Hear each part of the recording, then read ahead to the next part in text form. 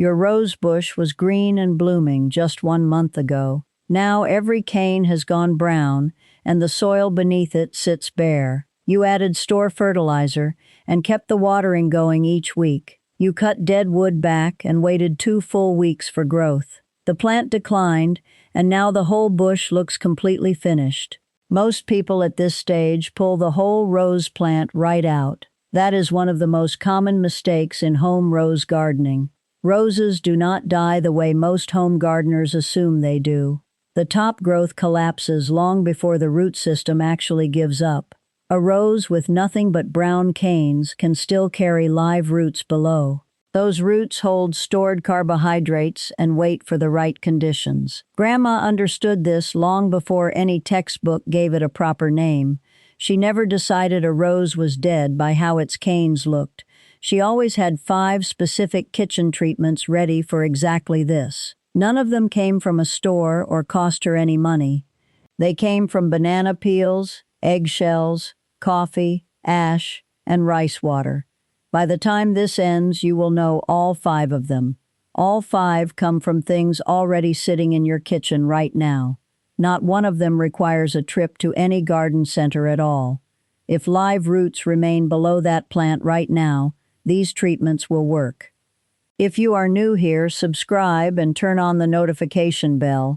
We post natural gardening tips every week, so stay with us. Most store fertilizers treat visible symptoms without touching the real cause. They push nitrogen in, and the plant grows very fast on top. That growth holds for 2 weeks and then collapses from its own weight. Fast growth without root support leaves the plant more exposed than before. Soft new canes pull disease in, and the decline looks sudden from outside.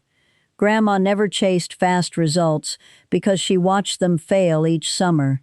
She focused on roots first, and the plant responded at its own pace. All 5 of her treatments feed the soil rather than the plant itself. Healthy soil with active microbes moves nutrients to roots without burning them. An organic feed cannot damage roots the way store-bought formulas often do. A burned root closes off and stops absorbing what you add to it. Strong store products often leave roses looking worse in the first few weeks. The only goal is to give the roots a reason to grow again. Before applying anything, do one quick check on the soil condition first. Push a thin skewer about 8 inches down into the soil nearby. Pull it back out and hold the tip close to your nose. Soil with active microbial life has a faint, clean, and earthy smell. Sour or rotten smells mean a drainage or fungal problem sits below. Fix that drainage issue before any fertilizer treatment can do its work. Loosen the soil with a fork and work coarse compost in for drainage. If the soil smells clean, use your thumbnail to scratch one brown cane. Scratch where the cane meets the crown right at the soil line. Green under the bark means that cane still carries life in it. Any fully dry tan cane inside gets cut back right at the crown. New canes can push from the crown even when the plant looks dead.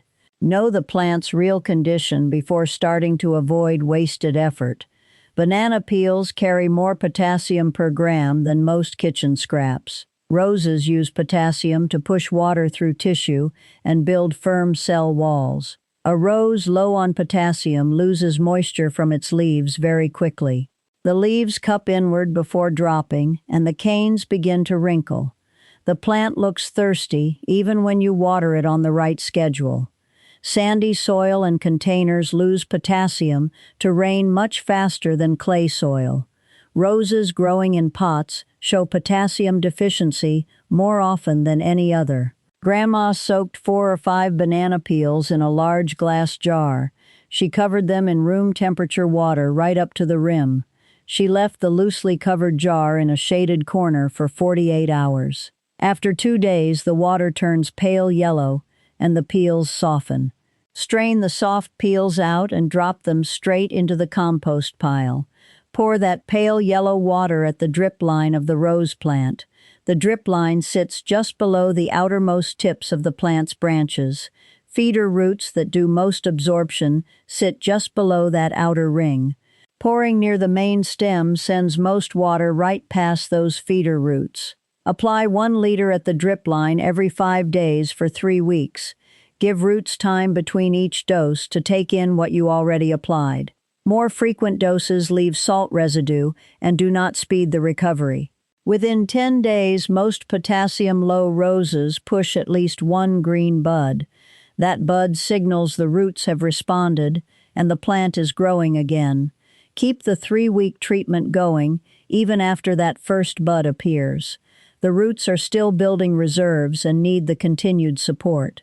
Do not stop early just because the plant shows signs of recovery. Potassium also helps the rose produce stronger and firmer wood in new canes. New canes from a potassium-fed rose are noticeably firm to the touch. The banana peel tea method costs nothing and produces consistent results. You can use fresh or dried peels and both work equally well. Fresh peels from ripe bananas give a slightly stronger potassium concentration. Dried or blackened peels still contain usable potassium and work just as well. Start saving peels now, and you will have enough within 2 days. Calcium holds a rose's cell walls together through the full growing season. Without enough soil calcium, the plant cannot pull other nutrients from roots. Calcium deficiency shows in the newest leaves, which arrive crinkled and small. Each new shoot tip dies before opening, and the plant looks stunted. This pattern gets mistaken for pest damage, but the cause is always mineral. Grandma rinsed her eggshells right after cracking them and left them to dry. By week's end, she had roughly 20 dry shells from daily cooking. She crushed the dry shells into rough pieces and placed them in water. She boiled the shells for 10 full minutes, then turned the heat off. The shells steeped in the hot water all through the night without touching. By morning, the water had a faint, milky tone from the dissolved minerals. She strained all the shell pieces out and let the liquid cool fully. Warm water poured on a stressed root causes additional damage to the plant. She poured the cooled liquid in a slow circle around the rose base. She applied about 800 milliliters per plant once every 10 days. Calcium reaches the feeder roots within a few days of each application. After 2 doses, new growth tends to arrive with a more open shape. By the 3rd dose, the crinkled tip pattern typically stops appearing altogether. That leaf improvement confirms calcium is now working correctly in the soil. Keep the eggshell treatment on its 10-day schedule through 6 full weeks. Calcium from eggshells also improves the pH balance around the root zone. Raw shells on the soil surface take too long to break down. Boiling releases calcium into liquid form that roots can absorb right away.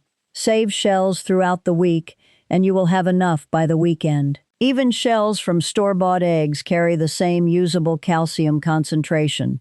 Rinse shells after cracking them to remove egg white that causes rot. Let the rinsed shells dry fully before crushing them to avoid any smell. If this has been useful today, go ahead and hit the like button. It helps more people find these old treatments when they need them. Coffee grounds carry a reputation in gardening that is only partly correct. Scattered dry on the surface, they compact into a crust and repel water. Brewed into liquid, they become a slow and gentle source of nitrogen. Nitrogen signals a rose to shift stored root energy into new top growth. A rose producing no new canes is almost always in nitrogen-poor soil.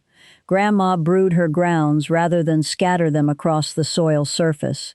She placed 2 large handfuls of spent grounds into a 5-liter bucket. She added 4 liters of water over them and stirred for 2 minutes.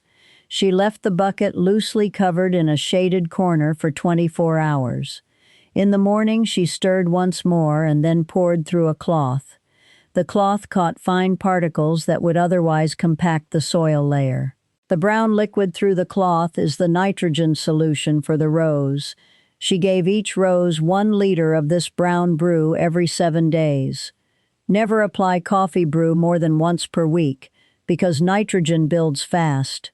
Too much nitrogen at once forces fast, soft growth that disease moves through.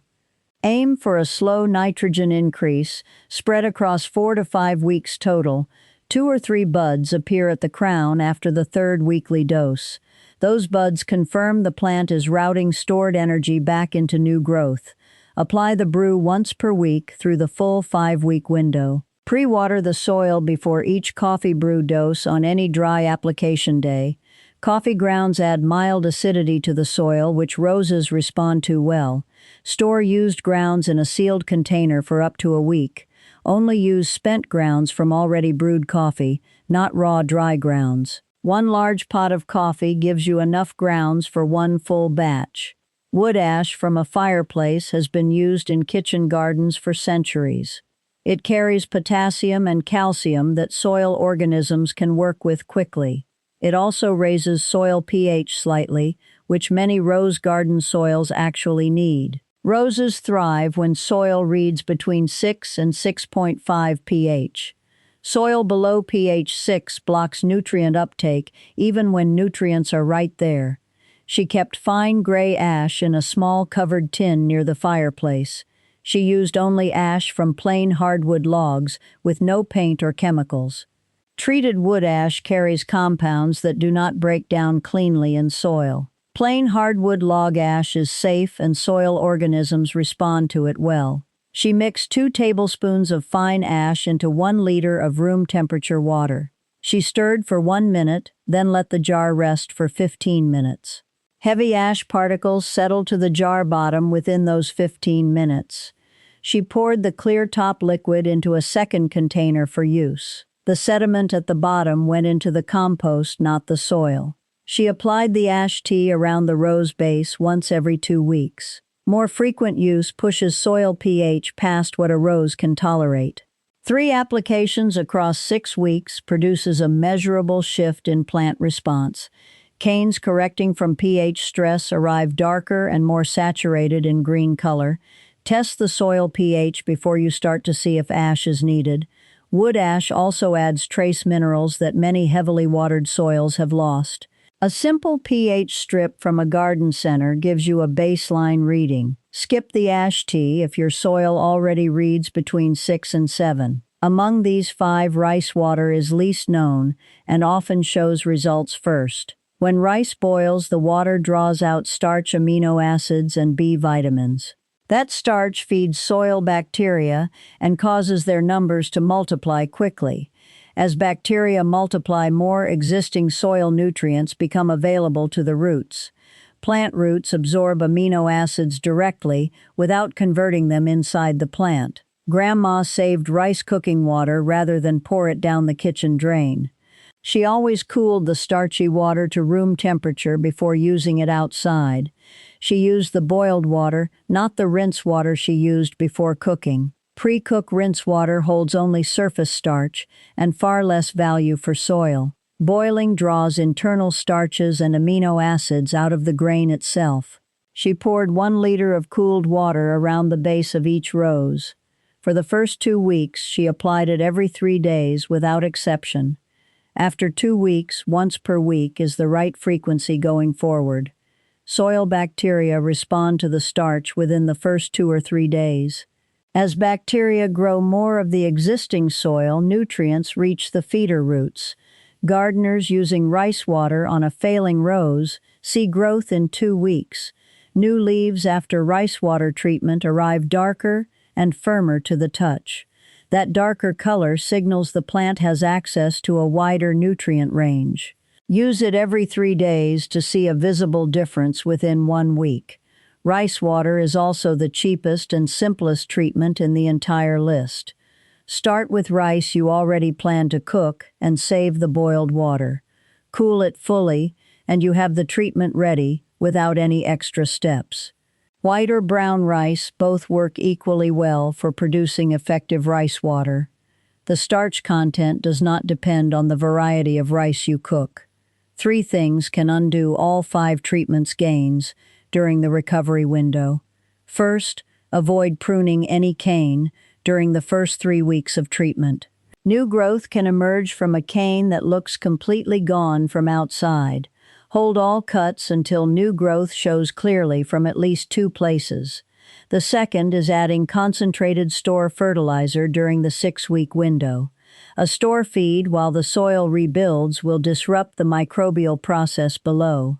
The third is watering more than your normal schedule already calls for. Extra water beyond the normal schedule pushes oxygen out and stresses roots.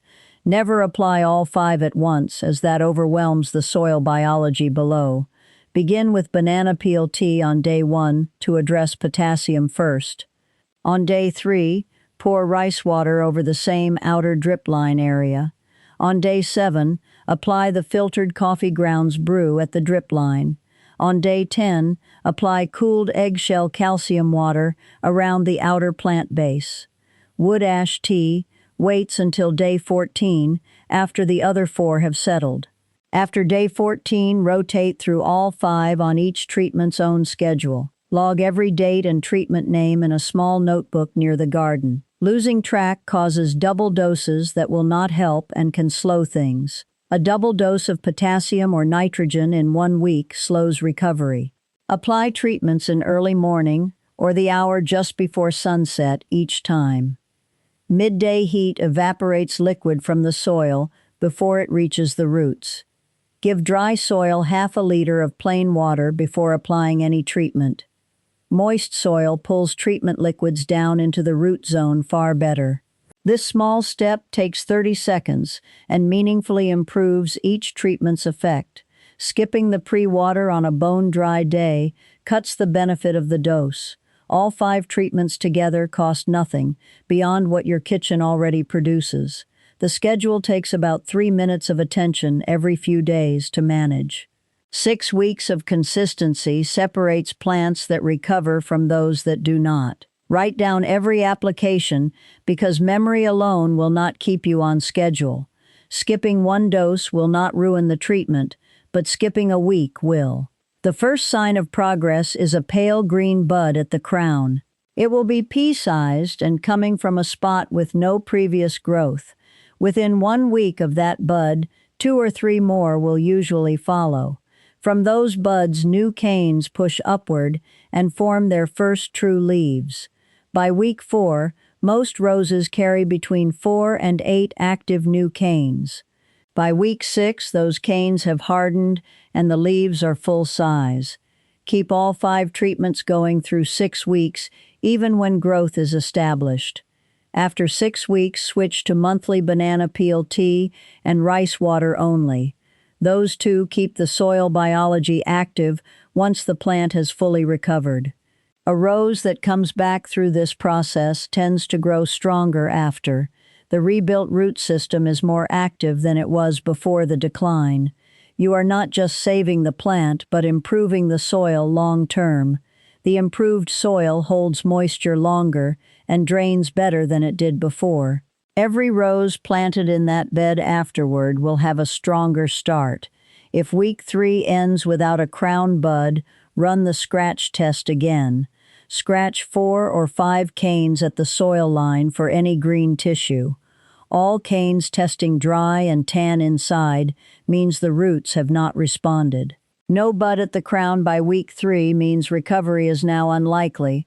No response after 3 weeks means the root system has likely already failed.